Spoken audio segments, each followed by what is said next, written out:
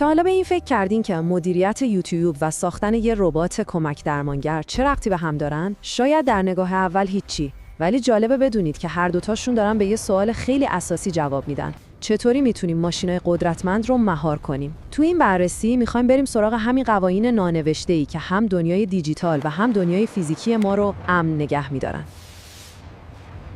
خب یه نگاه سریع به مسیری که در پیش داریم بندازیم. اول از کتاب قانون نادیدنی دنیای دیجیتال شروع می‌کنیم. بعد یه سر به یوتیوب میزنیم تا ببینیم اونجا اوضاع از چه قراره و همکاری انسان و هوش مصنوعی چطوریه. از اونجا یه پرش می‌کنیم به دنیای ربات‌های فیزیکی و طراحی ایمنی برای اونها و در آخر هم به آینده این کنترل نگاهی میندازیم. تصور کنید هر دقیقه صدها ساعت ویدیو فقط توی یوتیوب آپلود میشه. این حجم دیوانه‌وار از محتوا که کاربرا تولید میکنن یه چالش غول‌آسا درست میکنه. واقعاً چطوری میشه روی این اقیانوس بی‌پایان اطلاعات نظارت کرد؟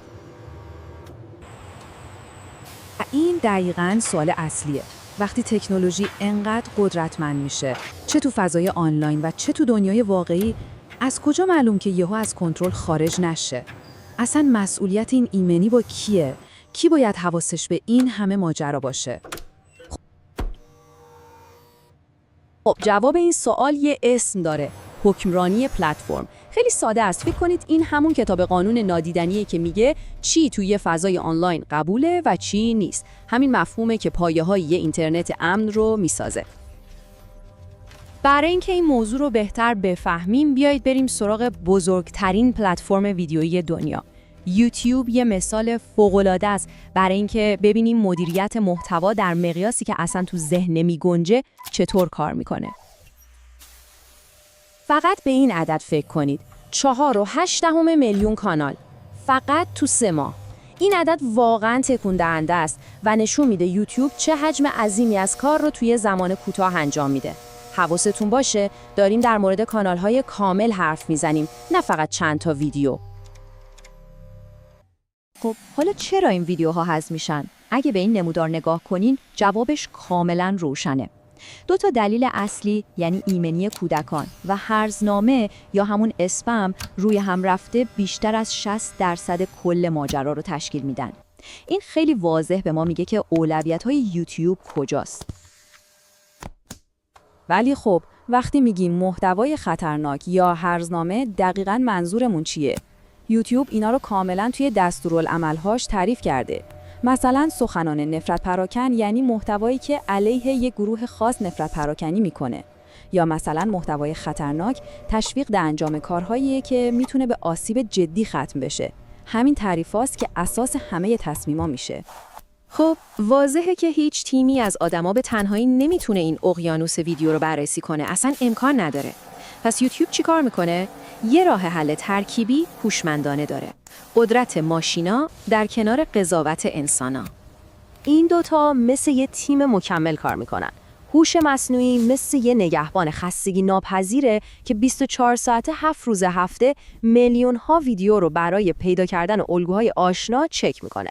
ولی خب هوش مصنوعی که طنز و کنایه رو نمیفهمه. اینجاست که تیم انسانی وارد عمل میشه، با درک ظرافت‌ها و حرف آخر رو میزنه.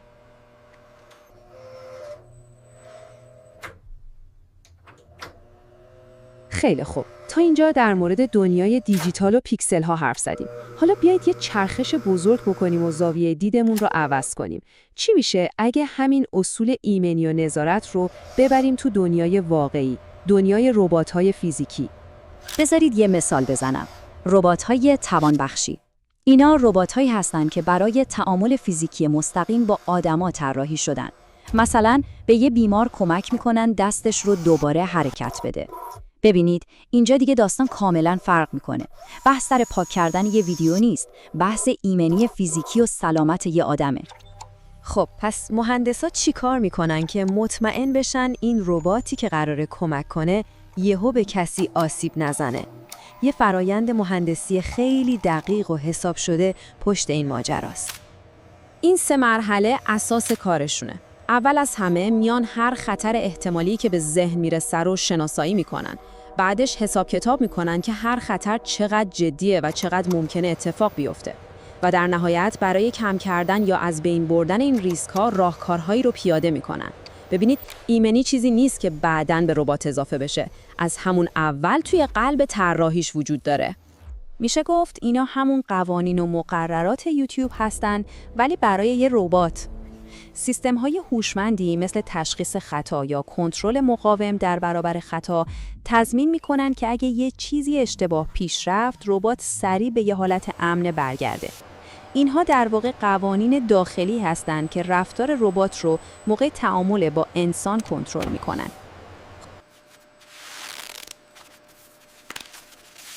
خب تا حالا 2 تا دنیای بظاهر کاملا بی ربط رو دیدیم. مدیریت محتوا تو یوتیوب و ایمنی ربات‌ها. حالا وقتشه که این دوتا رو به هم بس کنیم و ببینیم نقطه مشترکشون کجاست. و اینجاست که به اصل مطلب میرسیم. فرقی نمی‌کنه بخوایم محتوای آنلاین رو مدیریت کنیم یا یه بازوی رباتیک رو کنترل کنیم، اصول اساسی برای مهار کردنشون یکیه. این واقعاً نکته کلیدی ماجراست و نشون میده که این دو دنیا اونقدر هم از هم دور نیستن. در نهایت کل داستان به این 3 تا اصل مهم خلاصه میشه. برای کنترل هر تکنولوژی قدرتمندی ما به 3 چیز نیاز داریم. اول، قوانین خیلی شفاف و روشن. دوم، اتوماسیون هوشمند که از پس حجم کار بر بیاد. و سوم، و شاید مهمتر از همه، قضاوت انسانی. اون درک و ظرافتی که هیچ الگوریتمی هیچ وقت نمیتونه جایگزینش بشه. و این ما رو با یه سوال بزرگ و نهایی تنها میذاره. هر چقدر که هوش مصنوعی و ربات‌ها مستقل‌تر و هوشمندتر میشن، چه نقشی هست که ما آدما باید همیشه برای خودمون نگه داریم؟ جایگاه نهایی ما در نظارت بر تکنولوژی‌هایی که خودمون ساختیم چیه؟ این سوالیه که هر روز داره مهم و مهمتر میشه و باید حسابی بهش فکر کنیم. خب اینم از بررسی امروزمون. واقعا امیدوارم که این توضیحات براتون مفید بوده باشه و ازش لذت برده باشید.